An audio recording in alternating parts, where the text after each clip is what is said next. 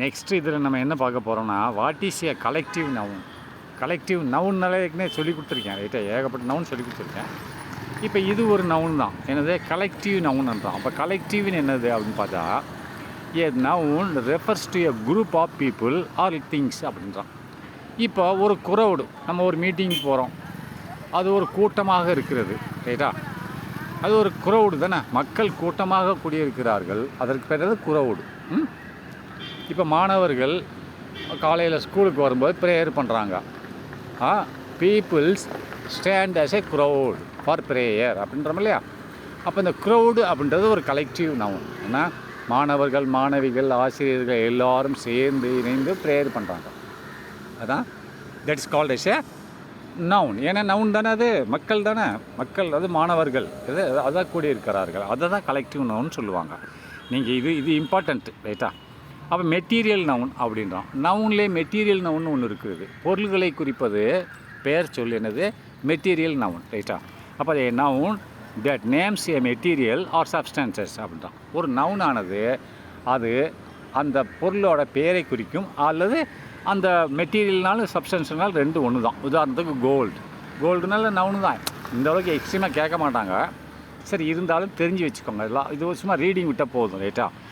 அப்போது இது கோல்டுனாலும் நவுனு தான், அயன்னாலும் நவுனு தான், வுட்டுனாலும் நவுனு தான், தமிழ்னாலும் இதெல்லாம் வுட்டு நவுனு தான், ரைட்டா?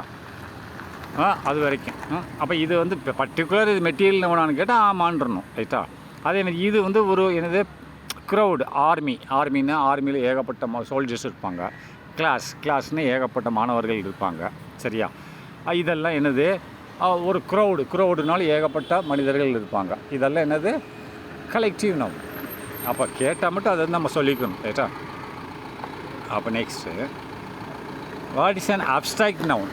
அப்போ அப்ஸ்ட்ராக்ட்னு சொன்னால் என்னது, அப்ஸ்ட்ராக்ட் நவுன் அப்படின்னு சொல்லி வரும்போது ஏ noun that names A quality அப்படின்றான். ஒரு குவாலிட்டியை குறிப்பது, அதாவது அப்ஸ்ட்ராக்ட்னு என்பது என்னது, ஒரு நவுனு தான், ஆனால் அது குவாலிட்டியை குறிக்கும். ஒரு பெர்சன், ஒரு மனிதன் இஸ் எ ஹானஸ்ட் பெர்சன் சொல்கிறான். ஹானஸ்ட்னது ரொம்ப நேர்மையான மனிதன் அப்படின்னா அதை ஹானஸ்டி பெர்சன் அப்படின்னா அந்த மனிதனோட குவாலிட்டியை குறிக்கிறது. அப்போது நெக்ஸ்ட்டு கரேஜ் பெர்சன் சொல்கிறான். கரேஜ்னு என்னது, தைரியமான மனிதன் சொல்கிறான். இதில் எதை குறிக்கிறது அப்படின்னு பார்த்தா, இந்த நவுன், இந்த பெயர் சொல்லானது எதை குறிக்கிறது, அவங்களோட குவாலிட்டியை குறிக்கிறது. குவான்டிட்டி இல்லை, குவாலிட்டி தன்மையை குறிக்கிறது. அப்போ குவான்டிட்டியே கிடையாது. அப்போ அளவை குறிக்கிறது என்னதுன்னு பார்ப்போம். What is a countable noun? ஒரு கவுண்டபிள்னால் நம்ம எண்ணக்கூடியது, ரைட்டா? கவுண்டபிள்னு எண்ணக்கூடியது. ஆப்பிள்கள் எத்தனை வாங்கிட்டு வந்து, ஆப்பிள்னால நவுன் தான், ஆனால் எத்தனை ஆப்பிள்கள் வாங்கிட்டு வந்திருக்கீங்கன்னு கேட்டால் அது கவுண்டபிள் நவுன், ரைட்டா? நான் கவுண்டபிள்னு சொல்லுவாங்க, எண்ண முடியாத நவுன் தான். பால் வந்து 1 லிட்டர் வாங்கிட்டு வர்றேன், அதில் எத்தனை பால் இருக்குதுன்னு சொன்னால் சொல்ல முடியுமா? இட்ஸ் நான் கவுண்டபிள். தண்ணியில் எத்தனை தண்ணி இருக்குதுன்னு சொன்னால் சொல்ல முடியுமா? இட்ஸ் நான் கவுண்டபிள் நவுன், ரைட்டா? ஏ noun that can be counted, அதை நம்ம எண்ண முடியும். எனது புத்தகம், எத்தனை புத்தகம் இருக்குதுன்னு எண்ண முடியும் நவுனை. பேனா இருக்குதுன்னு எண்ண முடியும், ஆப்பிள் இருக்குதுன்னு எண்ண முடியும், சரியா? இப்போ அன்கவுண்டபிள்ன்றான். அன்கவுண்டபிள் என்னது, இப்போ தண்ணியை நம்ம எண்ண முடியுமா? அளக்கத்தான் முடியும், ரைட்டா?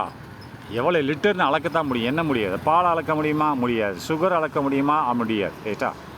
அப்போ பார்த்துக்கோங்க, கவுண்டபிள், நான் கவுண்டபிள் நவுன். இதெல்லாம் இந்தளவு கேட்பானு தெரியல, ஆனால் கேட்டால் ஞாபகம் வச்சுக்கோங்க, இது ரொம்ப டீப்பாக படிக்க வேண்டாம். அப்போ பெர்சனல் புரோனவுன் நான் என்ன சொன்னேன், ஒருத்தர் பேர், அதுக்கு அடுத்து நம்ம அந்த பேரை யூஸ் பண்ணாமல் ஹீ, சி, இட்னு சொல்லி யூஸ் பண்ணுறோம் இல்லையா, அதுதான் ப்ரோனவுன், ரைட்டா? இப்போது நல்ல பெர்சனல் ப்ரோனவுன் அப்படிங்கிறான். பெர்சனல் ப்ரோனவுன் ஒருத்தர் குறிப்பிட்டு சொல்லுவது. அப்போ ஐ என்பது ஒரு பெர்சனல் ப்ரோனவுன். வி நாங்கள், ஐன்னு நான், நாங்கள், ரைட்டா? யூ நீ, ஹீ அவன், சி இதெல்லாம் ஒருத்தர் குறிப்பிட்டு சொல்லுவது, ரைட்டா? இதுதான் பெர்சனல் ப்ரோனவுன், ரைட்டா? அப்போ டெமான்ஸ்ட்ரேட்டிவ் ப்ரோனவுன்றான். டெமான்ஸ்ட்ரேட்டிவ் ப்ரோனவுன் வந்து என்னத்தை குறிக்குதுன்னு சொன்னால், ஒரு பர்டிகுலர் ஒரு பெர்சனையோ இல்லை ஒரு பொருளையோ குறிக்கும், ரைட்டா? அப்படின்னா அதனால் பாருங்கள், திஸ் குட்ஸ் அப்படின்றான், இந்த பொருட்கள், ரைட்டா? அந்த பொருட்கள், தேட், தீஸ், தேட்னா அந்த பொருள், தீஸ்னா இந்த அவைகள், ரைட்டா? அதேமாதிரி இதெல்லாம் தோஸ்னால தோஸ் எல்லாமே ஒன்று தான். சரி, வாட் இஸ் இன்ட்ரோகேட்டிவ் ப்ரோனவுன்றான். அப்போ இன்ட்ரோகேட்டிவ் ப்ரோனவுன்னா கேள்வி கேட்குற மாதிரி இருக்கும், நவுனு தான், அது இன்ட்ரோகேட்டிவ் நவுன் சொல்கிறான். இன்ட்ரோகேட்டிவ் ஹூன்றது ஒரு இன்ட்ரோகேட்டிவ் நவுன், ரைட்டா? விச்ன்றது ஒரு இன்ட்ராகேட்டிவ் நவுன் ரைட்டா. இதெல்லாம் என்னத்தை குறிக்குது, நவுன்லேயே ஒரு இதை இந்த டீப்பாக போக முடியாது, இருந்தாலும் ஒரு ரீடிங் விட்டுக்கோங்க ரைட்டா. அப்போ ரிலேட்டிவ் புரோனவுன் ஒரு புரோனவுன் வந்து என்னத்தை செய்யணும்னா 2 கிளாஸஸை ஜாயின் பண்ணும். கிளாஸஸ்ன்னு என்னது, ஒரு ஒரு சென்டென்ஸு அதில் வந்து வெர்பு இருக்கும், சப்ஜெக்டும் இருக்கும், அப்படி இருந்தால் அது வந்து கிளாஸஸ்ன்னு சொல்லுவாங்க. 2 கிளாஸஸை ஜாயின் பண்ணுறது ஒரு கன்ஜெக்ஷன் சொல்லுவாங்க. அது வந்து கன்ஜெக்ஷன். ஆனால் வந்து இதில் புரோனவுனாவும் சொல்கிறான். புரோனவுன் எதை ஜாயின் பண்ணும் அப்படின்னா ஹூன்றது ஜாயின் பண்ணும், விச்ன்றது ஜாயின் பண்ணும், தேட்ன்றது ஜாயின் பண்ணும். சரியா. அப்போ what is the reflexive pronoun அப்படின்னா இதெல்லாம் கேட்க மாட்டாங்க. சரி, இருந்தாலும் இப்போ ஒரு சென்டென்ஸில் myself, himself, herself இதெல்லாம் என்னது ரெஃப்ளெக்சிவ் ப்ரோனவுன். சரியா. இப்போ this goods belongs to myself அப்படின்றான். இந்த பொருட்கள் அனைத்தும் என்னை சார்ந்தது.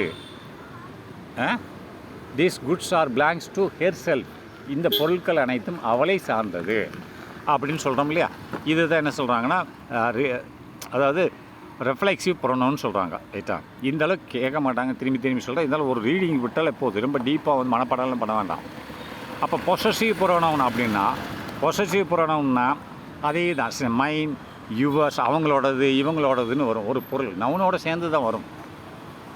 அப்போ குவான்டிடேட்டிவ்னா அளவு, குவாலிட்டேட்டிவ்னா அதோட தன்மை, குவாலிட்டேட்டிவ் அட்ஜெக்டிவ்னு சொல்கிறோம். அட்ஜெக்டிவ்னது ஒரு நன்மை, ஒரு நவுனை விவரிக்கிறது, தாழ்த்தி சொல்லுவது, உயர்த்தி சொல்லுவது எல்லாமே ஏதா நவுனை அட்ஜெக்டிவ்.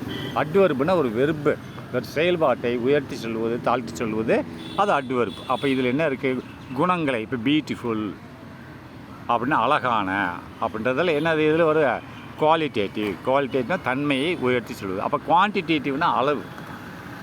இப்போ மில்க்குன்னா நவுனு, 2 லிட்டர் மில்க்குன்னா அது அளவு சொல்கிறது ரைட்டா. அப்போ உதாரணத்துக்கு என்ன போட்டிருக்கான், அந்த லிட்டில் வாட்டர் குறைந்த தண்ணி, இதெல்லாம் குவான்டிடேட்டிவ் நவுன்னு சொல்கிறான். அப்போ நியூமரிக்கல் அட்ஜெக்டிவ், குவாலிட்டேட்டிவ் அட்ஜெக்டிவ் ரைட்டா.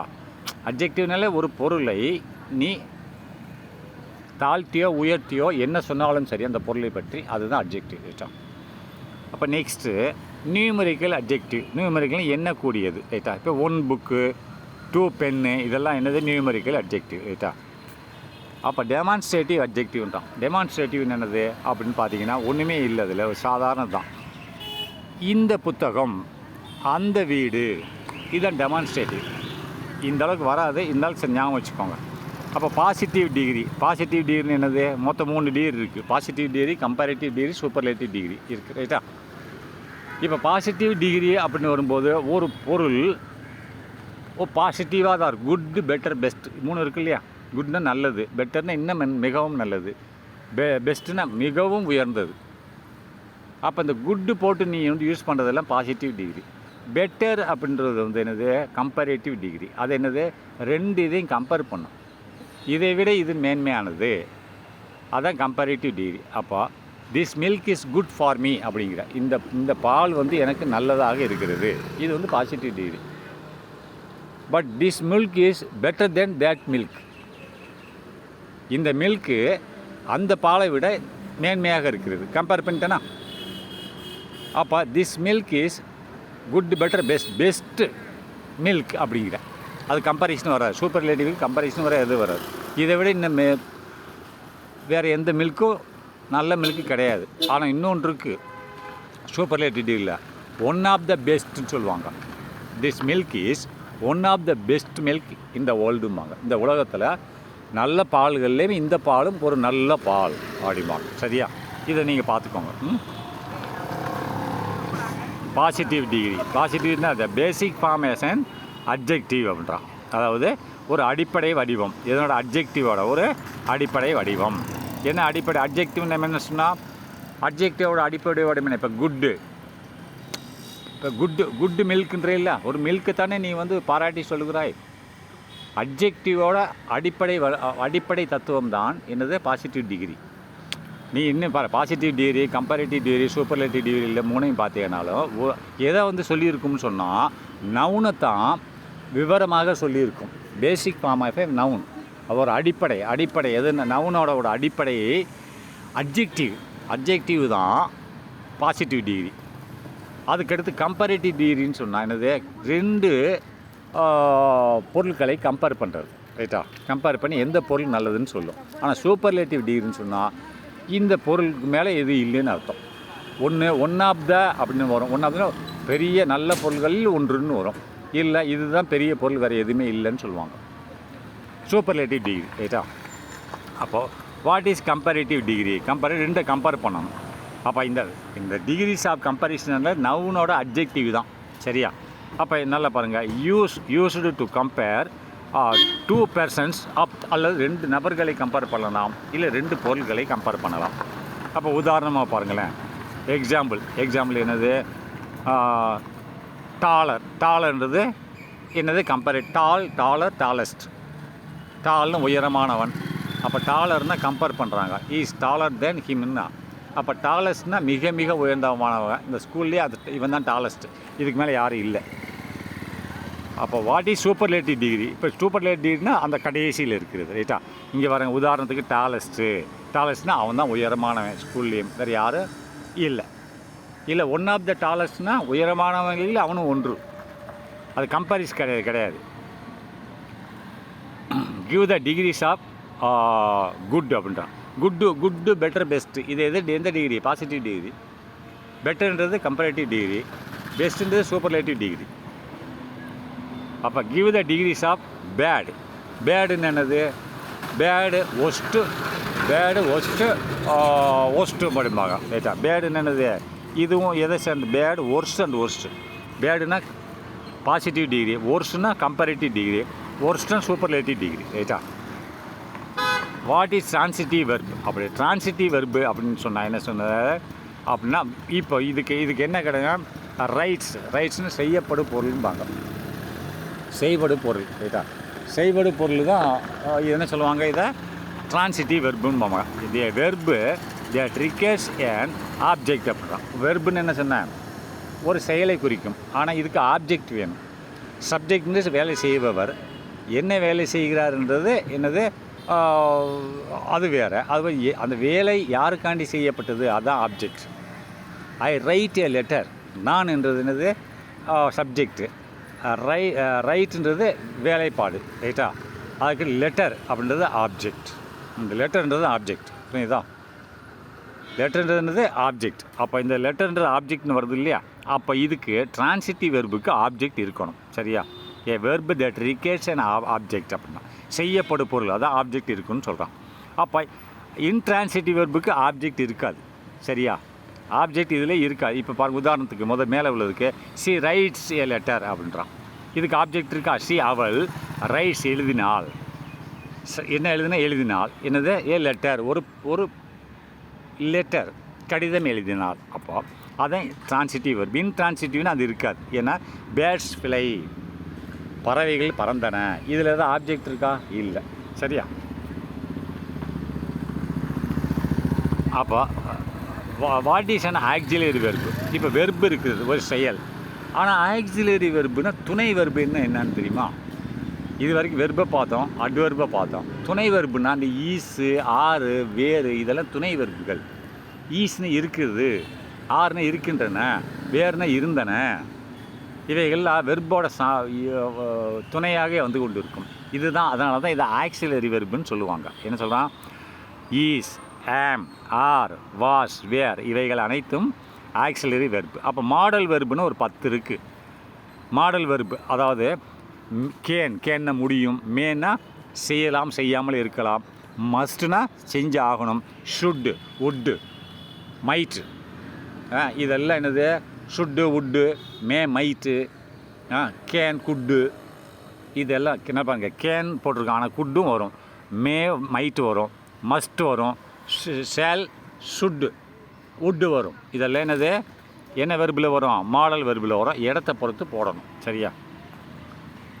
What is infinitive verb? இன்ஃபினிட்டிவ்னு என்னது, அதில் வந்து the base of the verb proceeded to.